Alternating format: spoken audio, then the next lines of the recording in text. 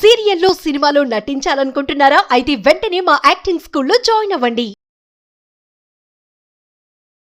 నమస్తే, welcome to Suman TV. ప్రస్తుతం మనతో పాటు ఉన్నారు family counsellor, motivational speaker and public speaker Rajani Rama గారు. నమస్తే మ్యామ్. నమస్తే నవీన.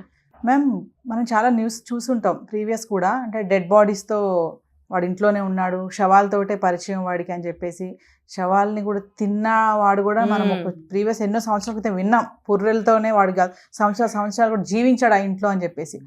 కమింగ్ టు ఇప్పుడు కోల్కతా చూసుకుంటే, ఈ ఏదైతే ఇన్సిడెంట్ ఉందో అసలు ఓవరాల్ ఫస్ట్ నుంచి ఈ రోజు వరకు, ఈరోజు వచ్చేసి డేట్ మనకి 9వ తారీఖు మేడం, అంటే దగ్గర నెల అయిపోయింది ఇన్సిడెంట్ జరిగి.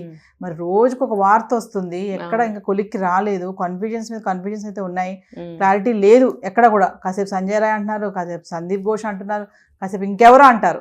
అసలు ఏం జరుగుతుంది అంటారు ఓవరాల్గా? అసలు ఆర్జేకర్ హాస్పిటల్ అసలు ఏం జరిగింది, ఏం జరుగుతుంది అంటారు ఇంకా ముందు ముందు? వీళ్ళు ఏంటంటే నరరూప రాక్షసులండి వీళ్ళు. ఇప్పుడు ఒక పదవి రాగానే వీళ్ళకి కంగారు మొదలవుతుంది. అబ్వియస్లీ పదవి ఎన్నాళ్ళు ఉంటుందో తెలీదు. ఇప్పుడు అంత పెద్ద పదవి ఎన్నాళ్ళు ఉంటుందో తెలీదు. ఎందుకంటే అనేక శక్తుల యొక్క సానుభూతి మీద వీళ్ళు నియమించబడతారు. వీళ్ళు అంటే పర్టికులర్ పెద్ద పెద్ద స్థానాలు, అంటే ఒక బిగ్ పొజిషన్. ఈ బిగ్ పొజిషన్స్ పర్టికులర్ కొంతమంది సానుభూతితోటి నియమించబడతారు. అంటే వీళ్ళు వాళ్ళ చేతిలో కీలుబొమ్మలుగా కూడా వర్క్ చేయవలసి ఉంటుంది. వాళ్ళు ఏం చెప్తే అది చేస్తేనే వీడిని అక్కడ పెడతారు ఆ పర్టికులర్ పెద్ద ప్లేస్లో. ఎందుకంటే వీడిని అడ్డం పెట్టుకుని వాళ్ళు తినాలి కదా, వాళ్ళు కూడా వెనకేసుకోవాలి కదా సంపాదన. ఇప్పుడు ఒక చోట ఒక నిధి ఉందండి, నాకు తెలుసు, నేను నా వల్ల కాదు, అది ఎవరైతే తవ్వి తీయగలరో వాళ్ళని ఆ ఒక గ్రూప్ని నేను నియమించుకోవాలంటే వాళ్ళు మన తొత్తులై ఉండాలి. మనం ఏం చెప్తే అది వినాలి, మనం ఎలా ఆడిస్తే అలా బొమ్మ ఆడాలి. అటువంటి వాళ్ళని నియమించుకుంటారు. అప్పుడే కదా వాళ్ళ నిధిని తవ్వగలుగుతాడు. మొత్తం వీళ్ళకి ఇవ్వాలంటే వాడెందుకు ఇస్తాడు? తవ్వింది కష్టపడింది నేను, అది నా నిధి ఎక్కడుందో నాకు తెలుసు, మరి నాకు భాగం కావాలని అంటాడు కదా. అలా అనామకులు ఉంటారు. ఆ అనామకులకి అంత నిధి ఎందుకు? అది మా కైవసం కావాలి. ఇప్పుడు చాలా సినిమాల్లో కూడా మనం చూస్తాం, ఆ నిధి ఎప్పుడైతే దొరుకుతుందో వాడిని చంపి పడేస్తారు, అది తీసుకుని వీళ్ళు పారిపోతారు, అంతే కదా. సో ఇది కూడా ఏంటంటే ఈ సందీప్ ఘోష్ అనేవాడిని కూడా అటువంటి సానుభూతి పరుల వలన వాళ్ళ యొక్క దయతోటి నియమించబడిన క్యాండిడేట్. అది కూడా బిఫోర్ లాస్ట్ ఎన్నాళ్ళు ప్రిన్సిపాల్ అయ్యి 1.5 year అయింది. బిఫోర్ దట్ అతను వైస్ ప్రిన్సిపాల్గా పనిచేశాడు.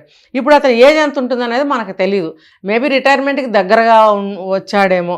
సో ఈ యొక్క షార్ట్ పీరియడ్లో తను సంపాదించుకోవాలి. ఎవరైతే నియమించారో వాళ్ళకి షేరింగ్లు పోవాలి, వాళ్ళకి పోగా తనకెంత మిగులుతుంది, తను అనుకున్న టార్గెట్ మనీ ఏదైతే ఉందో, సంపాదన ఏదైతే ఉందో, అది తను ఎలా వెనక వేసుకోవాలి అనే ఒక యాంగ్జైటీతో, ఆందోళనతో, తొందరపాటుతోటి ఉంటారనమాట. ఎప్పుడెప్పుడు ఇదంతా మనం తొందరగా నిలేసుకుని పారిపోవాలి ఇక్కడి నుంచి, పట్టుబడితే ఇటువంటి మైండ్ సెట్తో ఉంటారు. ఈ సందీప్ ఘోష్ అనేవాడు కూడా ఎంత తొందరగా వీలైతే అంత తొందరగా ఇవన్నీ మూట కట్టుకొని వెళ్ళిపోవాలి అనే తొందరపాటుతోటి వీడు ఏం చేశాడంటే చెయ్యరాని నేరాలు, ఘోరాలన్నీ ఆ హాస్పిటల్లో చేశాడు. అసలు మనిషి జీవితం, మనిషి శరీరం అంటే ఏంటో తెలిసిన ఒక అంత వయసు ఉన్న ఒక డాక్టరే కదా ఆయన కూడా.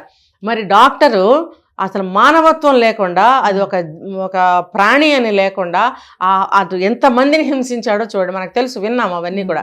అంటే దేనికి ఈ సంపాదించాలి అనుకుంటూ వచ్చిన మనుషులు, వ్యక్తులు ఎవరైతే ఉంటారో వాళ్ళ మెంటాలిటీ చాలా కఠినంగా తయారు చేసుకుంటారు, ప్రిపేర్ చేసుకుంటారు. ఈ మైండ్లో మెంటాలిటీ అనే గ్రౌండ్ని చాలా స్ట్రాంగ్గా ప్రిపేర్ చేసుకుంటారు వీళ్ళు. లేకపోతే ఆ కఠినమైన పనులు చేయలేరు. ఇప్పుడు ఫర్ ఎగ్జాంపుల్ ఆర్మీ చూడండి, వాళ్ళకి Day 1 నుంచి డ్రింక్ వాళ్ళకి ఆథరైజ్డ్ అనమాట. వాళ్ళకి ఎవ్రీడే వాళ్ళకి సప్లై ఉంటుంది, ఒక ఫ్రీ డ్రింక్స్ ఏవైనా సరే తాగొచ్చు, హార్డ్ డ్రింక్స్, అది విస్కీ కానీ బ్రాందీ కానీ ఇంకో వాళ్ళు స్ట్రాంగ్గా ఇస్తారు వాళ్ళకి, ఆర్మీ వాళ్ళకి. ఇవి రిటైర్ అయిన తర్వాత కూడా ఈ అలవాటు ఉన్న వాళ్ళు మరి మానలేరు కాబట్టి వాళ్ళకి ఫ్రీగా సప్లై ఉంటుంది. వాళ్ళకి క్యాంటీన్స్కి వెళ్ళి తెచ్చుకోవచ్చు. ఎందుకు అని అంటే బోర్డర్స్లో కానీ ఏదైనా కఠినమైన నిర్ణయాలు తీసుకోవాల్సి వచ్చినప్పుడు కానీ వాళ్ళు నార్మల్ కండిషన్లో తీసుకోలేరు. సో వాళ్ళ మనసు మైండ్ ఆ రకంగా స్ట్రాంగ్ అవ్వాలి, ప్రిపేర్డ్గా ఉండాలి అని అంటే వాళ్ళకి కొంత అవుట్ ఆఫ్ ఇది ఉండాలన్నమాట. సో వాళ్ళకి ఆ డ్రింక్ అనేది అలవాటు చేస్తారు ఆ మైండ్ గట్టిగా ఉండటం కోసం. అలాగే వీళ్ళు కూడా వ్యధ పనులు చేయాలి అని అంటే మైండ్ చాలా స్ట్రాంగ్గా చేసుకోవాలి. పక్క నుంచి వీళ్ళకి ఇటువంటి అలవాట్లు ఉంటాయి, వాళ్ళ అలవాట్ల సంగతి మనకు అనవసరం. అంటే మైండ్ని అంత గట్టిగా చేసుకుని ఇందులోకి దిగుతారు. వాడు డాక్టర్ అన్నా అవనివ్వండి, ఇంకా అతనంత దైవభక్తుడు అని చెప్తున్నారు, అంత భక్తి ఉండనివ్వండి, దైవం అంటే తెలుసు, మనిషి అంటే తెలుసు, జీవితం అంటే ఎంతో తెలుసు, కానీ డబ్బు సంపాదించాలనేటువంటి వ్యామోహంలో ఆ మైండ్ని కఠినం చేసుకుంటారు, క్రూరంగా చేసుకుంటారు. చేసుకున్నప్పుడు ఇలాంటి పనులకి పాల్పడతారు. డబ్బు సంపాదించాలి కదా, బెల్ట్ని తయారు చేసుకుంటారు. బెల్ట్ని తయారు చేసుకుని వాళ్ళని బెదిరించి వీళ్ళకి అనుకూలంగా తయారు చేసుకుంటారు. సో ఈ సోకాల్డ్ గ్రూప్ అంతా ఎవరైతే ఉన్నారో 20 మందో 30 మందో 10 మంది మనకు తెలియదు, వాళ్ళందరూ కూడా వీళ్ళ కనుసన్నల్లో భయభక్తులతో వర్క్ చేసేవాళ్లే. సో ఈ హాస్పిటల్లో డెడ్ బాడీస్ ఏవైతే వస్తాయో వీళ్ళకి, వస్తాయో కాదు అనాథ శవాలు వస్తాయి వీళ్ళకి. ఎందుకు యాక్సిడెంట్ అయినా ఎట్లానో వీళ్ళకి స్టూడెంట్స్కి అనాటమీ క్లాసెస్ కోసం, డిసెక్షన్స్ కోసం వీళ్ళకి సప్లై ఉంటుంది, తెప్పిస్తారు. ఇంకా చనిపోయిన వాళ్ళు ఉంటారు కదా మనకి, ఇప్పుడు ఎవరైతే చనిపోతారో హాస్పిటల్లో మార్చరీల్లో పెడతారు కదా, వీళ్ళని వింటున్నాం కదా నవేడేస్ కేసెస్, అంత డబ్బు కట్టండి ఇస్తాము, ఇంత డబ్బు కట్టండి ఇస్తాము, లేకపోతే ఇంకా వెంటిలేషన్ మీద ఉన్నారు. దీని వెనక జరిగే భాగవతాలు ఇవన్నీ కూడా. అంటే వీళ్ళకి టైం కావాలి కదా, ఈ కెమెరాలు సెట్ చేసుకోవాలి, అవి చేసుకోవాలి, ఇవన్నీ చేసుకుని వాళ్ళు చేయాల్సినవి చేసిన తర్వాత పోస్ట్ మార్టం చేసామని చెప్పి గుడ్డలో మూట కట్టిస్తే ఆ గుడ్డ లోపల ఏం జరిగిందో ఎవరికి తెలుసండి? ఎవరు తీసి చూడరు కదా. పోస్ట్ మార్టం అంటే భాగాలు కట్ చేసే శరీర భాగాల్ని ముద్ద కింద అయిపోతుంది, మనకేం ఉండదు, ఒక ఆచ్ఛాదన, ఒక బట్ట మూట కట్టిచ్చేస్తారు, దాన్ని ఎవరు తీసే సాహసం చెయ్యరు. దాన్ని అలాగే స్నానం చేయించి అలాగే సంస్కారాలు చేసి దహనం చేస్తారు. ఎవరు కూడా ఇష్టపడరు, చూడలేరు. తన అనుకునే వాళ్ళని ఆ పరిస్థితులు ఎవరు చూడగలరండి? సో కించిత్ అనుమానం కూడా ప్రజలకు రాదు. కానీ ఇప్పుడు ఇలాంటివి ప్రజలకు అందరికీ తెలిసిన తర్వాత అది కూడా ఓపెన్ చేసి చూడమని నేను కెమెరా ముఖంగా చెప్తున్నా. ఏమైనా మీ తాలూకా పేషెంట్కి ఏమన్నా జరిగిందా, మీరు ఆర్గాన్స్ తీసేశారా మీ పర్మిషన్ లేకుండా, అలాంటివి ఏమైనా ఉన్నాయా మీరు చెక్ చేసుకోండి, ఓపెన్ చేసి చూసుకోండి, తప్పేం లేదు. మీరు అలాగే మూట కట్టించుకుని తీసుకెళ్తే లోపల ఏం జరిగిందో మీకు తెలీదు. అయితే చనిపోయిన తర్వాత ఇంకా ఏం జరిగితే మాకెందుకు అంటారేమో, ఇంకా అది వాళ్ళ దానికే మనం వదిలేద్దాం. అయితే ఈ ఆర్జికర్ కాలేజ్లో ఏదైతే డెడ్ బాడీస్ వస్తాయో ఈ డెడ్ బాడీస్ తోటి ఎవరైతే జూనియర్ డాక్టర్స్ ఉంటారో, కొత్త పిల్లలు కదండి వాళ్ళు, భవిష్యత్తు మీద కళ్ళగానే డాక్టర్లు అవ్వాలనే ఆశతోటి వస్తారు కదా, ఏం చెప్తే అది చేయాలి, చేసి తీరుతారు. చేయకపోతే డాక్టరేట్ ఉండదు, ఏముండదు, ఖాళీ చేతులతో బయటకు వెళ్ళిపోవాలి. సో వాళ్ళు ఏం చెప్తే అది, వయసు పిల్లలు కాబట్టి కళ్ళు మూసుకుని వాడు ఏం చెప్తే అది చేయాలి. బ్లూ ఫిలిమ్స్ అన్నీ వాళ్ళు వీడియోలు చేయటం అనేది జరిగింది. డెడ్ బాడీస్తో జూనియర్ డాక్టర్స్ తోటి బ్లూ ఫిలిమ్స్ కొన్ని వందలు తయారు చేశాడు ఈ సందీప్ ఘోష్. ఇది మాత్రం వాస్తవమే అని అనిపిస్తుంది. ఎందుకంటే ఇతను చేసిన స్కాములు ఇంకా డిఫరెంట్ చాలా ఉన్నాయి. ఈ సర్జికల్ ఐటమ్సే కానివ్వండి, అమ్మాయిల్ని రెడ్ లైట్ ఏరియాస్కి పంపించడమే కానీ, డాన్సులు చేయించడమే కానీ, ఐటమ్ సాంగ్స్ చేయించి వీడియోస్ తీసి పబ్లిసిటీ చేయడమే కానీ, ఇలాంటి వాటిల్లో ఇది కూడా ఒకటన్నమాట. ఎక్కువగా దీని మీద వాళ్ళకి మనీ వస్తున్నప్పుడు వాళ్ళకి చేస్తారు, దీని మీద ఎక్కువ ఫోకస్ పెడతారు. సో ఇలాంటివి చాలా ఎక్కువగా చేశాడని ఇవన్నీ కూడా మనకి ఆరోపణ కాదు, జరిగిందని చెప్పి మనకి చెప్తున్నారు. ఇది ఎంత ఘోరమో చూడండి. అసలు మనుషులైన వాళ్ళు, ఇంకా వేరే మాటలు కూడా మనకి రావు. అసలు మనుషులైన వాళ్ళు డెడ్ బాడీస్తో ఏంటండి బాబు? మనసున్న మనుషులు, జీవంగా ఉన్న మనుషులతో, భార్యలతో, లేకపోతే ప్రేమించిన అమ్మాయిలతో సరిగ్గా ఉండలేని ఈ దరిద్రులు డెడ్ బాడీస్తో ఆ పనులు చేయడం ఏంటండి? ఎంత జూనియర్ డాక్టర్లు అయితే మాత్రం ఆ పైవాడి మాటలు విని ఆ పనులు చేయడానికి అసలు ఎట్లా వీళ్ళకి ఊపిరి అందింది, ఎలా వీళ్ళకి అసలు జుగుప్స్ అనేది జరగలేదు శరీరంలో వీళ్ళకి? అంటే మేడం ఒక విషయం చెప్పండి, ఇప్పుడు మీ ఎమోషన్ నాకు అర్థమైంది. అంటే ఈ ఏదైతే అత్యాచారం జరిగిందో అభయ పైన, ఇది కూడా ఈ జూనియర్ డాక్టర్స్ సహకారంతో జరిగిందని అనుకోవచ్చు అంటారా? ఖచ్చితంగా. అమ్మాయి కూడా ఉంది అని కూడా మనం ఒక వార్త చెప్పుకున్నాం. అవును, ఆ అమ్మాయి పాత్ర వేరు, బాగా కొట్టడము. అంటే మనకు ముందు వచ్చిన సమాచారం ప్రకారం రోజు రోజుకి మారిపోతున్నాయి కదా, ఏం జరిగింది అనేది కరెక్ట్గా ఇదమిద్దంగా మనకు తెలియటం లేదు. ఇదే జరిగిందని కన్ఫర్మేషన్కి ఎవరు రాలేకపోతున్నారు. ఎందుకంటే ఇది ఇందాక మనం చెప్పుకున్నట్టు ఒకవైపు నుంచి జరిగింది కాదు, కొంతమందితో మాత్రమే జరిగింది కాదు. తవ్విన కొద్దీ ఆధారాలు దొరుకుతున్నాయి, సాక్ష్యాలు దొరుకుతున్నాయి, కొత్త కొత్త మనుషులు బయటకు వస్తున్నారు. అవును.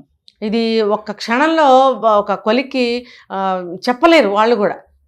ఒక వాళ్ళు అనుకున్నంత వరకు కూడా ఇన్వెస్టిగేషన్ చేయాల్సిందే. అది రీచ్ అయిన తర్వాతే వాళ్ళ ఒక కంక్లూజన్కి వస్తారు ఎవరు ఏంటి అనేది.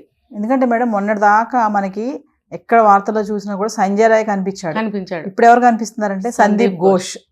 ఇప్పుడు సందీప్ ఘోష్ ఫోకస్ ఇప్పుడు అంతే. తను వాళ్ళ వైఫ్ ఇచ్చినటువంటి వీడియోని కానీ ఆఫీస్ రూమ్ లో జరిగింది, అక్కడ సెమినార్ హాల్లో జరగలేదు, దాన్ని క్లీన్ చేయడానికి ఏవో వాటర్ అని డెటాల్ తెప్పించుకున్నాడు అంటున్నారు. మరి డెడ్ బాడీస్ బ్లూ ఫిలిమ్స్ అంటున్నారు. అసలు చూస్తే నెల అయిపోతుంది సంఘటన జరిగి, మరి ఇంకా ఎన్ని వార్తలు వినాల్సి వస్తుందో దీని మీద అర్థం కావట్లేదు మేడం. ఓవరాల్ అంటే యాజ్ ఎ సైకలాజిస్ట్ గా మీరు ఏం చెప్తారు దీని మీద? అది చెప్పే కదా ఇందాక, వాళ్ళు డబ్బు ఆశతోటి వీళ్ళు ఎంత నీచమైన పనులకైనా దిగజారడానికి సిద్ధం. మనీ కావాలి బాగా. ఇప్పుడు ఆఫ్టర్ రిటైర్మెంట్ కానీ ఒక ఏజ్ అయిన తర్వాత కానీ రాయల్టీగా బ్రతకాలి. వీడికి ఉన్న ఆస్తులు అసలు పెద్ద పెద్ద పొలిటీషియన్స్కి, పెద్ద పెద్ద లీడర్స్కి కూడా లేవని చెప్తున్నారు. అటువంటి ఏరియాల్లో వీడికి పెద్ద పెద్ద ఆస్తులు ఉన్నాయట. మరి ఎక్కడి నుంచి సంపాదించాడు? ఒక గవర్నమెంట్ ఎంప్లాయ్ ఎంత జీతం వస్తుందండి ఒక ప్రిన్సిపాల్కి? ఆ జీతంతో తను అవన్నీ కొనగలడా? కొనలేడు. ఇదంతా కూడా డబ్బు ఆశ అన్నమాట. ఒకటే డబ్బు ఆశగా మరి వీళ్ళందరూ.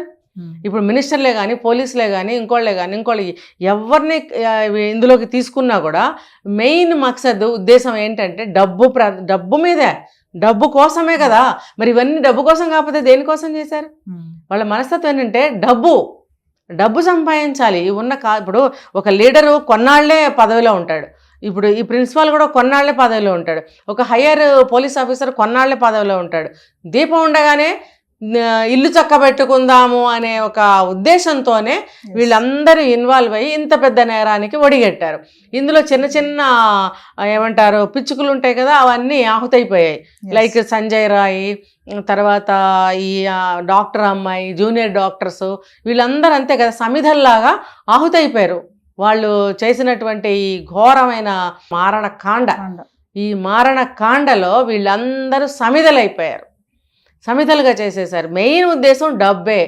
ఈజ్ ఈక్వల్ టు కొంతమంది జీవితాలు నాశనం అయిపోయాయి. యాక్చువల్గా అమ్మాయి ఎవరైతే అభయ ఉన్నారో ఆ హాస్పిటల్ జరుగుతున్నటువంటి ఆ కార్యకలాపాలని బయట పెట్టే ప్రయత్నం చేయబోతే ఆమెను తప్పించాలనుకున్నారు. కాకపోతే ఇది తిరిగి మొత్తం మెడ చుట్టుకుంది. వెనక జరుగుతున్నటువంటి ఆ హాస్పిటల్లో ఏవైతే జరుగుతున్నా మీరు అన్నారు బ్లూ ఫిలిమ్స్ అని, డెడ్ బాడీస్ అని, ఆర్గన్స్ అని, సప్లైస్ అని, ఇవన్నీ కూడా మెల్లగా బయటకు వస్తున్నాయి మేడం. చూద్దాం ఇంకా అసలు ఆర్జేహకర్ హాస్పిటల్ ఇంకా ఏమేమి జరుగుతున్నాయో, దాని వెనకాల ఇంకెంతమంది పెద్దవాళ్ళు ఉన్నారో కూడా నాకు తెలిసి మనకి వస్తాయేమో వార్తలు కూడా చూడాల్సిందే. Thank you ma'am.